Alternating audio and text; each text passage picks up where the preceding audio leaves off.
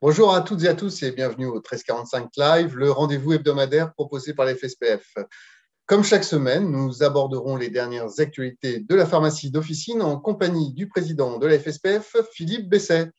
Nous répondrons également à quelques-unes de vos questions à la fin du live. Mais sans plus attendre, passons aux questions d'actu.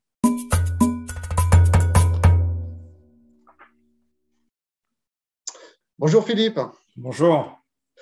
Alors, le projet de loi de financement de la sécurité sociale a été présenté la semaine dernière. Est-ce que vous pouvez nous dire les mesures qui concernent l'officine ?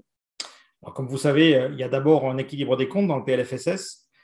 Et donc, dans cet équilibre des comptes, il y a des mesures de régulation sur le médicament, sur les génériques qui impactent chaque année l'officine. Et donc, ça, il faut qu'on en tienne compte pour les futures négociations conventionnelles. Puis, il y a des mesures. Donc, dans les mesures, il y en a deux qui impactent directement l'officine. L'une positivement, puisqu'il s'agit de rétablir le droit de substitution des pharmaciens pour les médicaments biosimilaires. D'accord. Donc ça, c'est très positif. Et ça laisse ensuite au ministère le soin d'établir la liste des médicaments biosimilaires. Donc on peut regretter que dans un premier temps, le ministère envisage une liste courte de ces médicaments, mais j'imagine qu'on va arriver à la faire grossir au fil du temps, et c'est en tout cas les combats à venir. En tout cas, ça, c'est plutôt une bonne nouvelle. Et ensuite, il y a une mesure plus délicate, on va dire, autour de la sérialisation et qui crée un système de pénalité.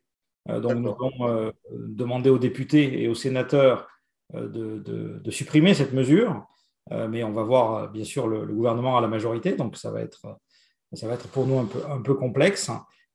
Et j'ai fait partir, conformément aux engagements, une circulaire au président des syndicats pharmaceutiques adhérents à la fédération, reprenant notre position sur qu'est-ce qu'il faut faire sur cette sérialisation. Une fois que les présidents s'en seront emparés, il faudra la donner à tous les pharmaciens, j'imagine, dans la semaine prochaine. Alors vous comptez quand même déposer des amendements sur ce texte ? Oui, alors nous avons des amendements de projet, notamment dans la perspective de la future négociation conventionnelle. Donc, c'est des amendements que nous allons d'abord proposer au gouvernement, mais ensuite aux députés. Il y en a un qui concerne le pharmacien correspondant, puisque nous imaginons une extension de mission du pharmacien correspondant en dehors du parcours de soins pour en fait établir le lien entre la pharmacie d'officine et l'hôpital avec un patient qui a choisi son pharmacien correspondant. Donc, je m'explique, pendant la période d'urgence sanitaire, dans de nombreux cas, des patients qui avaient leur traitement en rétrocession à l'hôpital ou sous de médicaments d'ATU ont eu la délivrance en ville, dans leur officine, ça par une collaboration entre la pharmacie hospitalière et la pharmacie d'officine. Et ça, donc, nous souhaitons à la fédération pérenniser ce système et ça permettra donc d'utiliser le système du pharmacien correspondant pour ça. Ça, c'est le premier. Pharmacien correspondant qui aujourd'hui est limité quand même son rôle. Aujourd'hui, il a un rôle particulier dans le cadre de l'équipe de soins coordonnés sur le renouvellement des traitements. Donc, on ne parle pas de ça. C'est un nouveau rôle du pharmacien correspondant qui, lui, est en dehors de l'équipe de soins coordonnés puisqu'il est pour tous les patients potentiellement, puisque c'est dans le lien ville-hôpital qu'on recherche le rôle de coordination et pas dans l'équipe de soins. C'est pour ça qu'il faut que ce soit ouvert beaucoup plus largement. Ça, c'est le premier amendement. Un deuxième amendement sur la production de DASRI, puisque, comme vous savez, les pharmaciens sont tenus de ramasser les seringues et les piquants tranchants des patients en autotraitement. Mais maintenant, se pose la question de savoir qu'est-ce qu'on fait des déchets d'activité de soins liés à l'activité de soins des pharmaciens eux-mêmes, pour la vaccination Covid, pour la vaccination grippe, etc. Donc, nous trouvons stupide d'avoir deux circuits, deux camions qui viennent chercher des boîtes différentes alors que c'est le même sujet. Donc, nous allons demander aux députés de faire en sorte qu'il y ait un seul circuit qui fasse les deux. C'est un peu technique, mais c'est important pour tous les pharmaciens qui vaccinent. Donc, ça, c'est notre deuxième amendement. Mhm. Nous avons, on en a 6, je ne vais pas faire l'inventaire complet de ces amendements, mais bien sûr, on va les déposer, ils seront publics dans très peu de temps. D'accord, très bien. Donc, 6 amendements au total dans le cas du PFSS. Alors, la campagne de vaccination contre la grippe saisonnière démarre le 26 octobre. Alors, quelles sont les nouveautés pour cette année? Alors, 26 octobre, effectivement. Les nouveautés pour cette année, c'est plus de doses, puisque nous D'accord. aurons 18 millions de doses potentielles à ouvrir, à pouvoir injecter. La deuxième nouveauté, c'est la possibilité pour le pharmacien de vacciner tout le monde euh, à partir d'un temps, après un mois de priorisation pour permettre à tous les patients fragiles d'être en premier, de disposer en premier de la couverture grippe, Ce qui nous porte au 23 novembre. ce qui nous porte au 23 novembre précisément. D'accord. Voilà. Mhm. Donc ça et la concomitance de la vaccination grippe avec le rappel de vaccination Covid.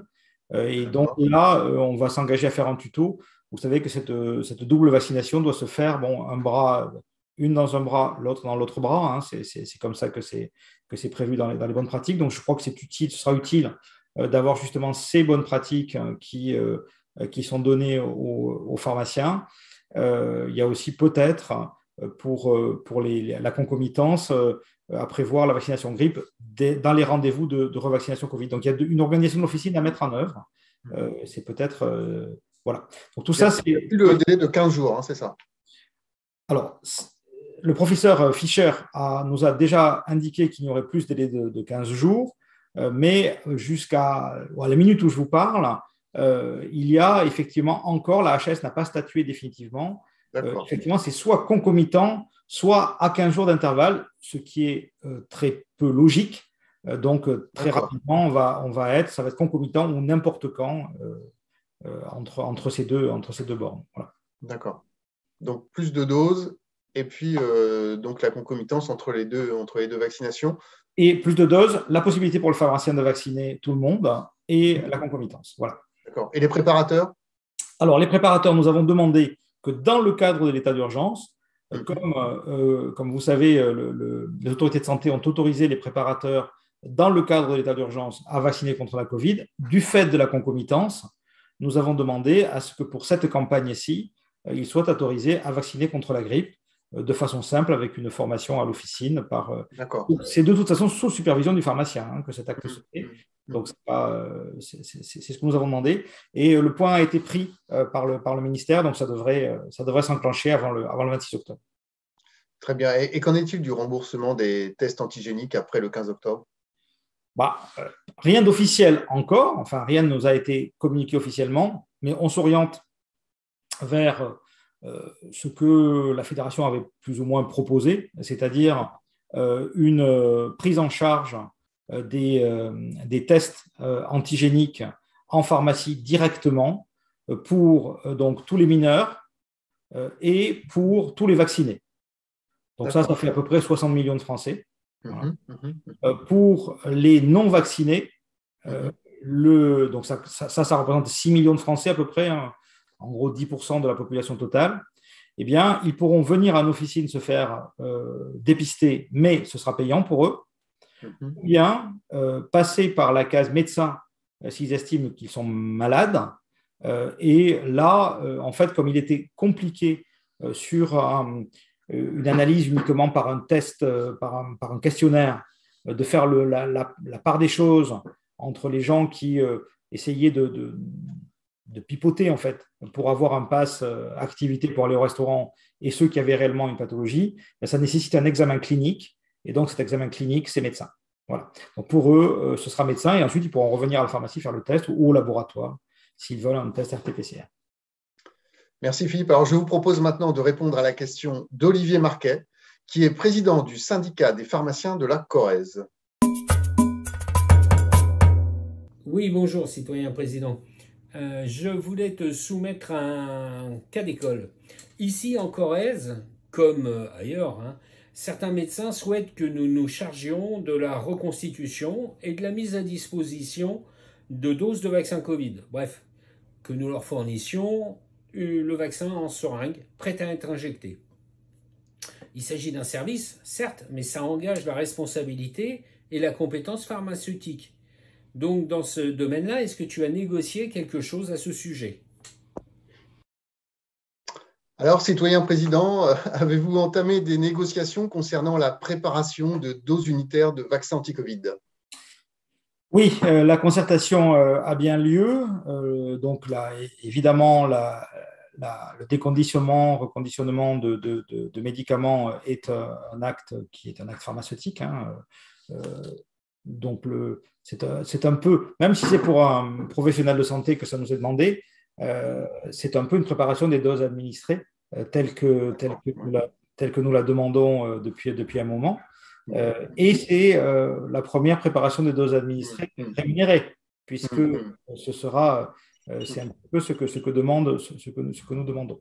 Alors, actuellement, ce qui est dans les tuyaux, c'est une rémunération de 2 euros par seringue.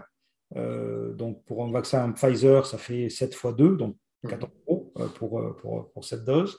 Évidemment, ça ne peut se faire qu'en coordination de proximité et en accord complet entre le pharmacien et son confrère médecin ou son confrère infirmier, puisqu'il faut que les doses soient commandées une semaine à l'avance, que le jour où le confrère va vacciner soit connu.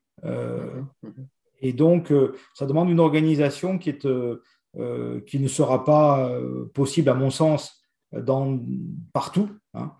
Mais c'était une demande de certains de nos confrères pharmaciens, puisqu'en fait, ils s'organisent déjà comme ça sur les territoires, dans certains cas.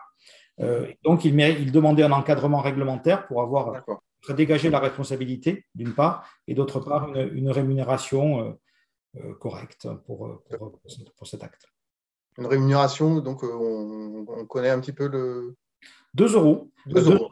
2 euros par seringue, sans TVA, et avec probablement un code acte KGP. Attendons un petit peu parce que, bien sûr, tout ce que je dis, là, ce que je dis là aujourd'hui, c'est ce qui est dans les tuyaux, mais il n'y a pas encore de texte qui mettent en œuvre cet acte. Voilà. Donc ça, c'est pour répondre à Olivier, c'est ce que je sais à l'heure où je parle. Très bien, nous allons prendre maintenant quelques questions des internautes. Alors, je vais les prendre de suite. Alors, qu'est-ce que j'ai comme question? J'ai une première question sur…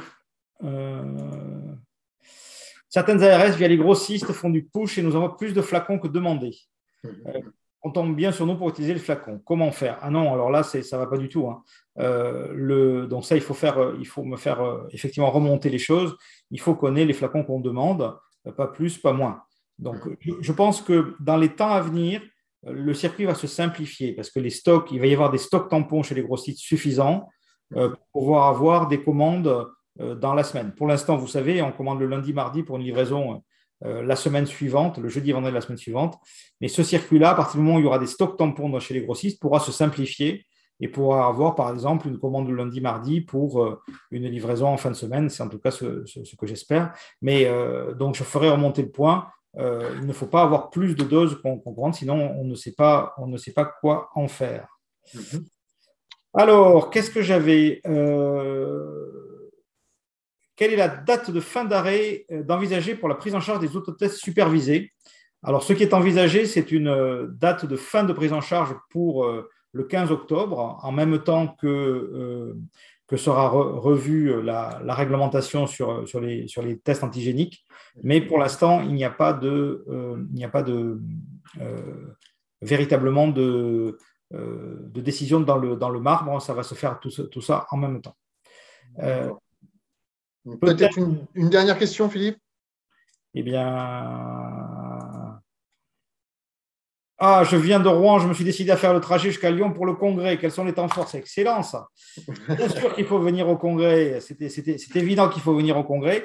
Eh bien, pour répondre à mon cher Olivier Marquet, qui m'appelle citoyen président, comme vous avez vu, eh bien, pour répondre à Olivier, je lui dirais que nous avons la chance d'avoir le maire de Tulle. Il est installé à Tulle, Olivier, c'est pour ça que je dis ça. Le maire de Tulle, donc notre ancien président de la République, François Hollande, qui intervient le samedi matin. Le congrès est ouvert par le président de région, Laurent Wauquiez, qui va rester longtemps avec nous. Je suis assez content de ça, puisqu'en fait, il a décidé de faire un tour du salon avec nous. Donc, il y a le salon de l'agriculture, maintenant, il y a le salon des pharmaciens, le congrès des pharmaciens. On va faire ça. Et bien sûr, ce que nous attendons, c'est la prise de parole d'Olivier Véran, qui nous fera donc un message aux pharmaciens. Et le matin, à 10h30, le grand débat que j'aurai avec Thomas Fathomme pour expliquer aux pharmaciens qu'est-ce que nous attendons de la négociation conventionnelle qui va s'ouvrir pour les années à venir. Donc voilà, donc venez tous à Lyon. Il y a vraiment un très beau plateau le samedi. Je ne veux pas dire, évidemment, le dimanche matin également, un très beau plateau avec notre présidente de l'Ordre qui, avec nous, fera le rétex et se projetera dans l'avenir sur ce qui s'est passé dans ces années 2020 et 2021. Des ateliers pratiques, des ateliers du boulot, un salon, et puis la convivialité lyonnaise. Alors malheureusement, comme on est en temps Covid, on n'aura pas de grandes fêtes des pharmaciens comme on faisait traditionnellement, mais on vous indiquera plein d'endroits où vous retrouvez en petit nombre pour respecter les gestes barrières et pour faire en sorte que cet événement soit à la fois intéressant sur le plan professionnel et vous permettre de vous retrouver. Eh ben, merci Philippe Besset et merci à Olivier Marquet pour la question vidéo. Pas de 13h45 donc la semaine prochaine, car nous serons à Lyon pour le congrès des pharmaciens. Si vous ne l'avez pas déjà fait, il est encore temps de vous inscrire. Le programme, comment obtenir son badge, tous les renseignements sont disponibles sur le site congrèsdespharmaciens.org. En attendant donc de se retrouver la semaine prochaine, je vous souhaite une bonne fin de journée à toutes et à tous. Au revoir.